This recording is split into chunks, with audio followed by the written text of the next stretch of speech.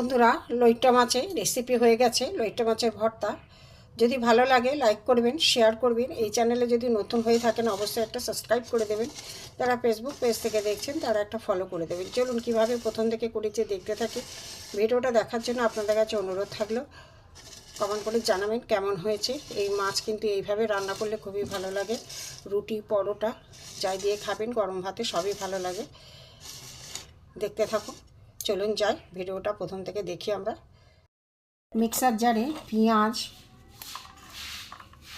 রসুন, আদা একসাথে আমি পেস্ট করে নেব। বন্ধুরা, মিক্সার জারে পেঁয়াজ, আদা, রসুন আমি পেস্ট করে নিয়েছি। দেখুন একদম মসৃণভাবে হয়েছে। এরপরে কি করছি দেখাচ্ছি। এতে একটু আদা, রসুন, পেঁয়াজের পেস্ট দিয়ে দেবো। এতে আদা রসুন পেস্ট দিয়ে আমি একটু মেখে নেব।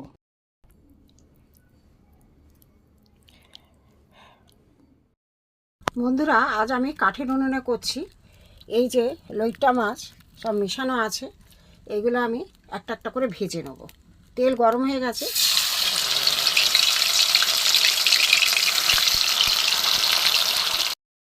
মাছটা ঝুড়ো করে ভেজে নেব। ভেজে গেছে মাছ।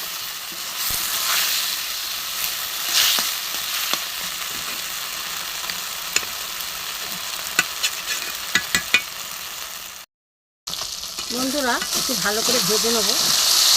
কড়াই আছে গেছে।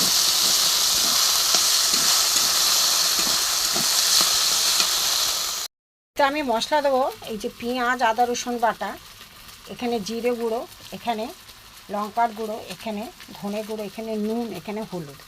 এটা আমি মাছের মধ্যে দিয়ে দেবো। মশলাটা বন্ধুরা আমি সব দিয়ে দেবো।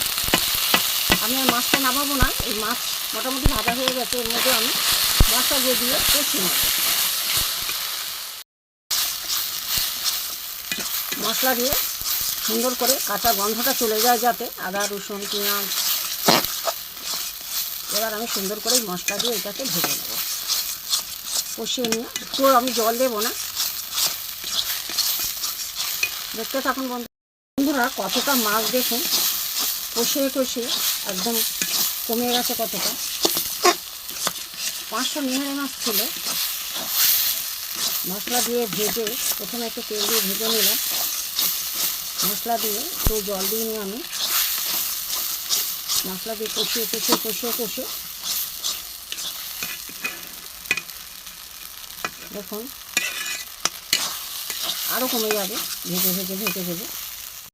বন্ধুরা, আমার এই লইট্টা মাছের তরকারি হয়ে গেছে, রেসিপি হয়ে গেছে। এবার নামিয়ে নেব। নামিয়ে নিয়ে দেখাচ্ছি।